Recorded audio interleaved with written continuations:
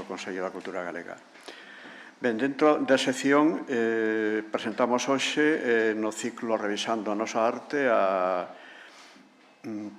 María Antonia Dans, que co gallo de que se cumplen os 100 anos do seu nacemento. En este ciclo revisamos os renovadores da pintura galega, a Laxeiro, a Seoane, a Souto e tamén a parte desta revisión histórica que fixemos ao longo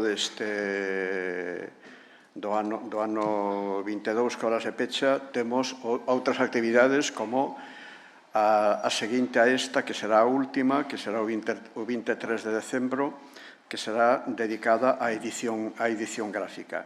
E para o próximo ano xa a sección acordou seguir co ciclo de revisión da arte, da revisión da nosa arte, pero adicada a aqueles artistas que formaron parte do que foi a xeneración atlántica como ruptura dentro de nova expresión da arte dentro da arte galega. A 6 desos artistas que xa non están con nós e son os que se vamos a dedicar unha xornada de revisión da súa obra, algúns deles absolutamente necesaria. Estou falando de Guillermo Monroy, de Mombasco, de... Como era o siguiente? Mombasco, Monroy... Sí, Xosé Freixanes, Datas, Paco Pestana e Luis Borrajo, que son 6 artistas que algún deles, como, bueno, que creemos que Mombasco, por exemplo, e Luis Borrajo, son absolutamente necesarios recordalos, igual que tamén a Guillermo Monroy.